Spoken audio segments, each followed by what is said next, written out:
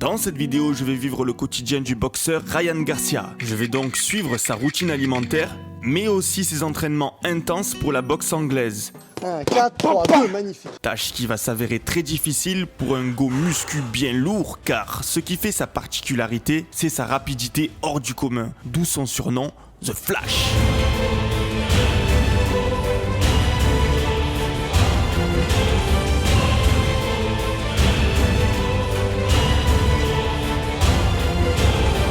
Les gars, il est 6h du matin. Tu sais quoi? Ça commence mal déjà. Tu sais ce qu'il mange au petit déjeuner? Il mange rien, ce fou. Rien. Il prétend boire un mocha de chez Starbucks. I always do a coffee, a mocha, hot mocha, preferably from Starbucks. Mais bon, hors de question de boire ça de bon matin, donc moi je vais boire un mocha de chez MyProtein.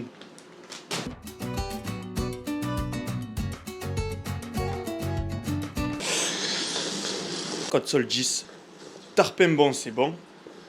Je suis impressionné. Moins de 36% en ce moment, tout se passe dans la description. La première chose qu'il fait quand il se lève avec un bon café dans le ventre, c'est qu'il va courir 8 km sur tapis. Mais il fait pas que ça, vous allez voir. On se retrouve tout de suite pour le premier entraînement de la journée. Like! J'avoue que pour faire du cardio et tout autre exercice au poids du corps, je préfère rester à jeun. Si je pouvais comparer ça avec la musculation où être à jeun ou ventre plein ne change rien à mes performances. Après ces 8 km sur tapis, il tape 8 à 10 rounds de shadowboxing avec mitaine.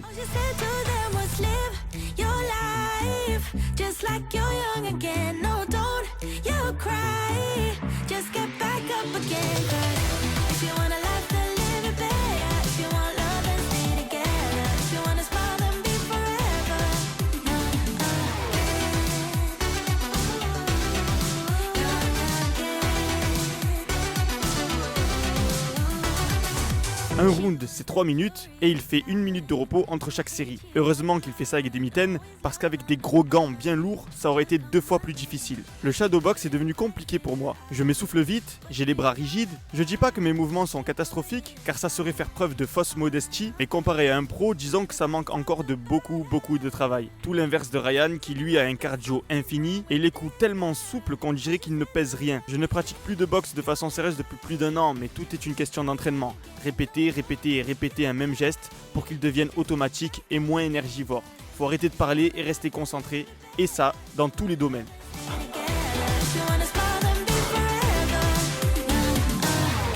Allez, stop. Je suis bien content que ça soit terminé. En tout, c'est censé durer 30 minutes, mais j'ai dû mettre un peu plus de temps. Là, c'est le moment de manger. On va voir ce que mon chef cuistot m'a préparé. J'espère que c'est bien riche en calories. Pour le petit déjeuner, il dit préférer écouter son corps. S'il a faim, il mange. S'il a pas faim, il est capable de pas manger. Donc là, je viens de me taper 1h30 de cardio. Crois-moi que je vais aller manger, moi. En entrée, il mange du watermelon de façon hasardeuse. Il dit pas combien. Et nous, on va dire 100 grammes pour être large. Alors, je sais pas ce que tu en penses de la pastèque, mais moi, c'est mon fruit préféré. Tu as l'impression de manger et de boire en même temps. Premier repas à 8h, 113 g de dinde, un avocat, huile de coco, vous en avez chez MyProtein pour pas que la poêle accroche l'œuf, donc il mange un œuf, une tranche de pain bio aux céréales avec un peu de sel. Il rappelle d'ailleurs souvent les bons effets du sel qui permet au corps de rester hydraté toute la journée. You know what I mean? I need a little bit of salt, sprinkle that little salt in. And actually you need a little bit of salt to retain that water you want to keep hydrated. Ce qui nous fait un total de 664 calories pour 32 g de protéines, 40 g de glucides, 44 g de lipides. Une répartition en macronutriments plutôt douteuse. Il a presque rempli ses besoins en lipides de la journée en un seul repas. Il fait du one shot. Je rappelle qu'il faut en moyenne 1 g de lipides par kilo de poids de corps par jour. Ryan avoisine les 60 kilos. Bon, franchement, il y en a pas beaucoup là pour un premier repas. Et j'espère que son cuistot il est gratuit parce que pour mettre du blanc de dinde déjà cuit, je pourrais prendre l'escalope de dinde crue et la faire cuire, tu vois. En tout cas, franchement, bravo. Tu me fais faire 1h30 de cardio et tu me fais manger ça. Franchement, bravo. Donc, pendant que je vais manger, je vais vous présenter Ryan Garcia pour ceux qui ne le connaissent pas. C'est un Américain né le 8 août 1998 et il a débuté sa carrière professionnelle mi-2016. Il compte déjà 22 combats pour 22 victoires, dont 18 KO. Je dois avouer que j'ai rarement vu un aussi gros ratio KO. Sa rapidité me fait personnellement rêver. Atteindre cette compétence est carrément impossible pour moi et pour de nombreuses autres personnes. Faut dire ce qui est, c'est une exception. Mais peut-être que sur un malentendu et quelques grammes de Coca-Cola en poudre, mais enfin. Il a commencé en poids super plume. Oh, j'avais mal épluché l'avocat, j'ai mangé de la peau. Poids super plume, donc c'est une catégorie pour les athlètes pesant entre 57,152 kg et 58,967 kg. Il remporte sa première ceinture dans cette catégorie en 2017 contre le Mexicain Miguel Carrizosa par KO. Et aujourd'hui, il boxe poids léger. Catégorie pour les athlètes pesant entre 58,967 et 61,237 kg. Et dans cette même catégorie, il a remporté sa dernière ceinture contre l'anglais Luke Campbell en 2021 par TKO. To Ryan Garcia, your young body shot, and he goes down. Ryan King. J'en profite pour définir KO et TKO. En boxe, si l'adversaire reste au sol plus de 10 secondes, tu sais avec l'arbitre qui compte, il est KO. Par contre, si l'arbitre arrête le combat alors que la personne est debout, on appelle ça un TKO. Tu sais, il juge par exemple, je sais pas moi, s'il a pris un coup trop violent, qu'il sait plus ce qu'il fait, qu'il est debout, ben là il va dire qu'il y a TKO. Il préfère arrêter le combat avant qu'il se passe un drame. Bon allez, moi je vais finir ça et on se retrouve après pour la collation et le deuxième entraînement de la journée. C'est pas mal quand même, hein?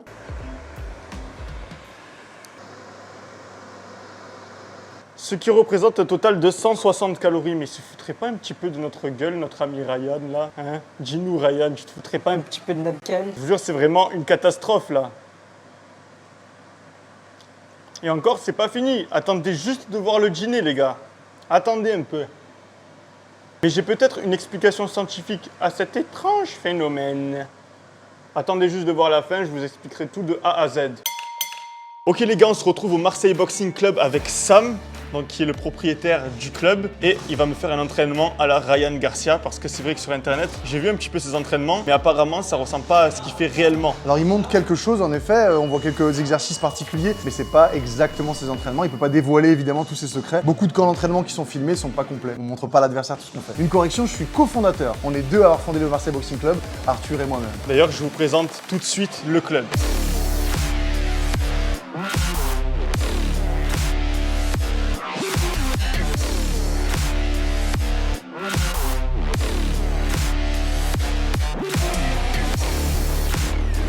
Tu m'as dit que tu connaissais un petit peu Ryan et sa famille, donc est-ce que tu peux nous en dire un peu plus? Est-ce que tu as un scoop peut-être sur Ryan qu'on aura nulle part ailleurs? Alors un scoop, je sais pas, en tout cas, on le connaît depuis très longtemps. Moi j'ai vécu 20 ans aux États-Unis, j'enseignais dans un club qui s'appelle Mendes Boxing à New York. Et dans le circuit amateur, et Haney, qui était un des adversaires de Garcia pendant longtemps en amateur, et Garcia ont écumé tous les États-Unis, donc on les connaît depuis tout petit. On les a vus combattre très très souvent, on connaît leur papa, on connaît leur maman.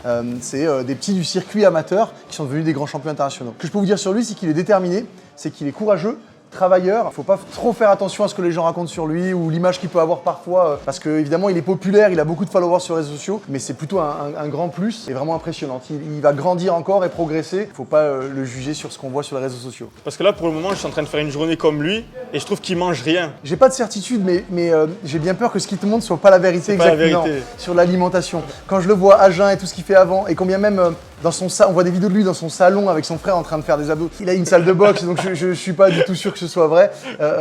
Mais il a raison, il faut induire en erreur. Un peu comme, si je peux faire une aparté sur Floyd Mayweather, qui, on le voit à 5h du matin en boîte de nuit et faire la fête, tout ça c'est faux. En fait, il s'est levé à 5h du matin, il a fait une apparition et après il est allé s'entraîner. Ouais, c'est plus pour les vidéos, c'est pour créer du haters. Évidemment, pour vendre du billet, Ryan Garcia, quand il y a des gens qui ont envie de le voir perdre, ils vont acheter du billet de la même façon que s'ils ont envie de le voir gagner. Ouais. Et donc, ils créent du haters. C'est ce que je pense sincèrement. Après ça, ils sont tous sérieux, ils s'entraînent dur. Donc, je suis pas sûr que l'alimentation soit réellement celle qu'on voit. Pour ça, c'est ses petits secrets à lui. Mais il a même un chef qui l'accompagne. Ça, je l'ai déjà vu même en amateur à l'époque. Il faisait vraiment attention sur l'alimentation à l'hôtel et tout ça. Mais je pense pas qu'il fasse tout ça à jeun. Ouais, parce que là, dans la vidéo, le chef, il a quand même fait du blanc de dinde en tranche et avec du pain demi-industriel. Non, ça m'étonnerait. C'est pour la caméra. Ouais, je pense vraiment que c'est pour la caméra, pour faire l'action, pour mon opinion. Mais je suis pas là à regarder ce qu'il mange, mais c'est mon opinion. Après, c'est possible, hein, peut-être que ça le rend encore plus fort de manger de la merde. Donc, il n'y a pas une seule vraie bonne méthode. Voilà, il faut juste être bien maintenu. Celle-là, c'est celle que mon coach Francisco Mendez à New York m'a enseignée. Floyd Mayweather, mais c'est bon de la même manière. C'est un bandage pour l'entraînement. Il y a aussi des bandages professionnels qui sont en dur. Je ne sais pas si tu as déjà vu ça avant, avec du tape, tout ça. Donc quand tu vois les combats pro, Ryan Garcia, presque, on est presque là. Non, il utilise du tape et de la gasse, et ce qui fait que le bandage est beaucoup plus dur. Donc l'intérieur de la main est vide, les métacarpiens sont protégés, le pouce est pris et le poignet aussi. Ça doit ressembler à ça. Peu importe la méthode, le résultat doit être comme ça. Parfait. Alors, tu tournes bien le pied arrière, c'est magnifique. Refais-moi le 2. C'est super bien. Reste là. La raison pour laquelle on tourne, c'est pour transférer le poids du corps. 2. Alors, tourne pas le pied pour le 1. Le 1, normal. 1. 1. Boum. 2. Boum, parfait. 3. Là, on tourne le pied. Oui, magnifique. 1, 2, 3, 2. Ouah. Bam, on recommence. 1, 2, 3, 2. Tourne-moi le pied pour le 3 si tu peux, on recommence. 1, 2, 3, 2, magnifique. Boum, c'est super. Tu m'as parlé du Cobra Bag, qu'est-ce que c'est que le Cobra Bag? Donc le Cobra Bag, c'est un outil de travail qu'on retrouve dans plusieurs salles de boxe. Il y a un ressort qui est plus ou moins bien placé, plus ou moins résistant, et on frappe un ballon qui revient. Donc pour travailler des esquives, un sac à réflexe en fait. Et Ryan Garcia est réputé parce que son papa en a créé un. Donc on voit plein de vidéos de Ryan Garcia sur un Cobra Bag où il travaille ses esquives, il bouge. Et on a celui-là. On a à la salle le Cobra Bag de Ryan Garcia que son papa fabrique lui-même. Et donc quand vous voulez en commander un sur internet, c'est son papa qui répond au téléphone, sa maman qui fait le suivi et tout ça. C'est vraiment très familial et c'est un outil incroyable. Ceux qu'on a en France sont pas assez mordants. Si le ressort est placé trop bas, c'est un peu mou et donc ça revient pas très vite, c'est pas très efficace. Là vraiment, je pense qu'avec les années, le papa de Ryan Garcia l'a amélioré, il est très mordant, très mordant. On voit Canelo s'entraîner dessus aussi. Du coup, le terme mordant, c'est bien adapté pour le Cobra Bag. Non, je trouve. Ouais, c'est bien adapté. Je trouve, ouais.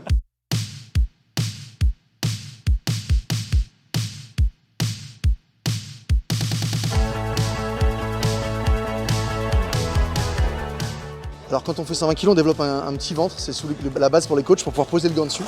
Il te manque de la sèche. Mais parce que moi je faisais pas de muscu, c'était que la boxe. Du coup on était beaucoup plus sec, tu vois. Ça dépend des objectifs de chacun. Mais les sports de combat, ça va te faire sécher beaucoup, tu vas perdre un peu en volume, un chouille. Mais donc quand j'étais jeune, on était sec. Mais on a l'impression que j'étais costaud, mais c'est pas vrai. C'est parce qu'on sèche beaucoup, tu vois. Une spéciale de Ryan, c'est qu'il remonte 3 avec le même bras après. Okay. Tu vas l'avoir souvent exactement. Donc ça fait 2, 5, 3. 2, 5, 3. 2, 5, 3. 5, magnifique. 3, il est parfait. 5, 3, 2. Il est en haut, 2. Donc l'idée c'est de frapper la balle rouge. En fait c'est toi qui vas lui indiquer là où elle doit aller. Tu peux frapper tous les coups que tu as envie.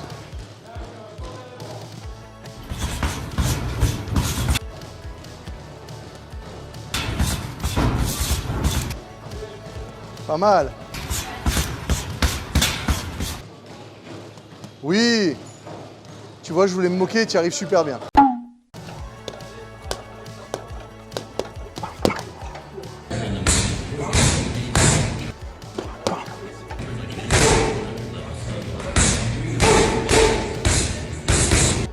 Pam. Ouais, pas mal. Ouais, c'est plus dur que ce qu'on imagine. Hein. Pam, oui. Pam, tourne-moi bien le pied. Je sais que t'attends que je baisse mon bras pour me mettre un coup de flip. T'as tout compris.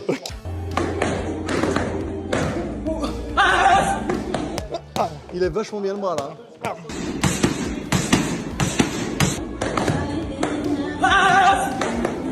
Pam. Ouais, encore. Et en boxe, il y a un truc que j'ai remarqué, c'est que moi en tant que débutant, à chaque fois que la frite m'effleurait, j'avais l'impression d'avoir raté le truc. Non, c'est pas grave. On est souvent en train d'effleurer en fait. Effleurer, c'est très bien, c'est pas gênant. Justement, on a plus de proximité pour attaquer. Oui, tu le fais au millimètre. Après, ça dépend, il faut pas que ça accroche non plus parce que ça peut te gêner. Donc, on essaye qu'il te touche pas.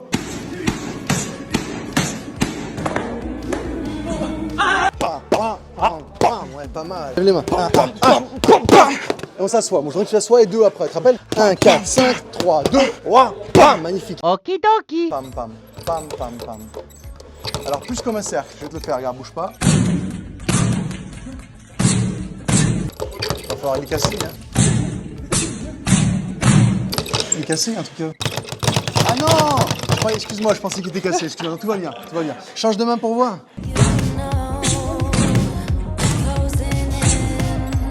Alors plus comme un cercle, je vais te le faire, regarde, bouge pas.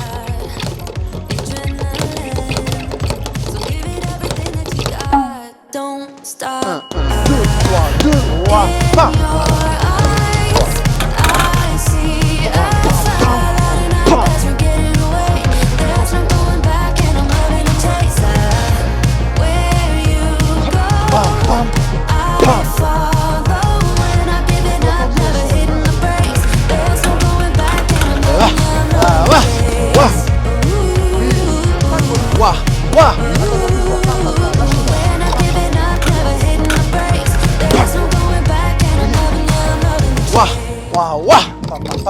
Oui, magnifique.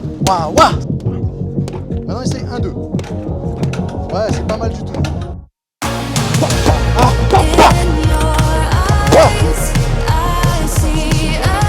4, 3, 2. Voilà.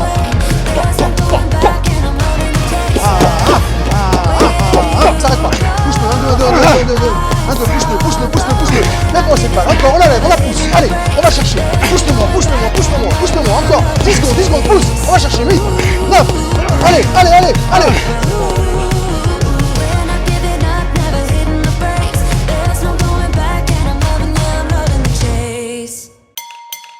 Nous voilà arrivés à 14h, il mange son repas, des wraps de laitue à la dinde. Donc il fait une sauce légumes avec une demi-tomate, demi-oignon, une gousse d'ail, du basilic, du sel, du poivre. Il fait bouillir, il ajoute du coriandre et il mixe le tout. Son chef cuistot fait aussi du guacamole avec une demi-tomate, un demi-oignon, avocat, citron. Ce qui nous fait pour ces wrappeurs laitue à la dinde un total de 506 calories avec 25 g de prot, 36 g de glucides et 32 g de lipides. Donc voilà, au total, il mange pour 1360 calories. Inutile de vous préciser que c'est vraiment ridiculement bas pour un sportif de son poids. Et de n'importe quel autre sportif de n'importe quel autre poids en fait. Vraiment, j'utilise le terme ridicule parce que c'est vraiment dangereux les gars. Surtout avec l'activité physique qu'il fait. Vous imaginez qu'il tape entre 3 et 4 heures d'entraînement par jour? C'est n'importe quoi, ça voudrait dire que son corps dépense 2400 calories par jour, en plus de son métabolisme de base estimé à 1640 calories par jour. Métabolisme de base que vous pouvez calculer sur mon site internet gratuitement, solidmike.com, n'hésitez pas à aller foncer, c'est gratuit. Et qu'il apporte sous forme d'aliments seulement 1360 calories. Un déficit calorique de 3000 calories, mais tout va bien. Oui, tout va bien. Non, c'est chaud. Je pense vraiment pas qu'il mange aussi peu tous les jours. C'est pas possible. C'est pas possible, le gars. Non, théoriquement, s'il mangeait comme ça tous les jours, il aurait la peau sur les os. Même, il serait malade, il serait mort, je sais pas, c'est impossible. Impossible. Dans son alimentation, on a très peu de glucides. On a par contre beaucoup de lipides avec l'avocat. Ça veut dire que son foie doit être constamment en état de cétose. C'est-à-dire qu'il transforme ses lipides en carburant. Donc l'état de cétose, c'est le moment où le corps épuise ses stocks de glucides. Et donc, il va se servir des lipides pour faire du carburant. Mais il y a quelque chose que je dois souligner en parlant de mon expérience. En 2019-2020, pendant 6 mois, j'étais full MMA et musculation. À fond. J'ai maintenu un long déficit calorique. Bon, déficit plutôt bas, se trouvant entre moins 200 et moins 400 calories par jour. Et je vous qu'à cette période, j'étais ultra rapide par rapport à maintenant. J'avais 2 fois plus de cardio que maintenant. J'étais 100 fois plus motivé et productif que maintenant. J'ai l'impression que quand le corps est en manque, il est en mode alerte, en mode guerre. C'est une sécurité que le corps met en place quand il a besoin de calories. Il met tout en place pour avoir l'énergie nécessaire à aller chercher de la nourriture. Mange que ça, je vais mourir avec que ça de bouffe. Tu sais, tout le sport que j'ai fait, je vais aller manger après. Hein. Non, il faut que je tiendrai jusqu'à demain. Donc on revient.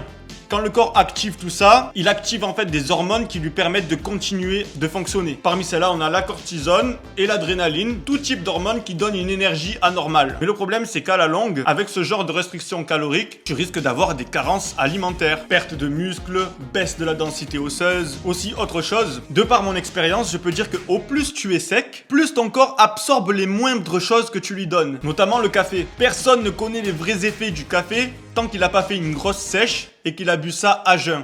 Surtout ne refaites pas ça à la maison. Je vous le dis, quand les cellules sont en manque et que tu leur envoies du café, c'est tout ton corps qui boit la caféine avec toi. T'as l'impression que tu as du café dans les veines. Donc voilà, en soi, pour conclure, j'aimerais émettre 2 suppositions, 2 suppositoires. Soit Ryan Garcia nous avait trollé avec sa vidéo 24 heures dans mon assiette, soit il vient tout bonnement de nous donner son secret pour être très rapide. Après, est-ce qu'il mange tous les jours comme ça? Certainement pas. Pour être optimal et être le plus rapide possible, je pense que oui. Quoi qu'il en soit, c'était un plaisir d'expérimenter cette journée avec toi, de te partager mon expérience et mes connaissances. La cloche, le like si ça t'a plu, bien évidemment. N'oublie pas que sur mon site internet, tu retrouves des programmes sportifs à faire en salle de musculation pour tout objectif. Si tu veux prendre de la masse, perdre du gras, tout se passe sur mon site internet, les outils de calcul c'est gratuit. Foncez dans la description. Vous avez à côté de mon site solidmike.com le site MyProtein sur lequel vous retrouvez mes compléments alimentaires mais aussi mes vêtements dont ce joli t-shirt. N'hésitez pas à aller vous servir avec le code SOLDIS. Vous avez des réductions incroyables. Voilà, si jamais tu as besoin de tout ça, tu sais où aller dans la description. Si tu n'en as pas besoin, reste solide et la vie sera pour toi un film de cuisse. Peace!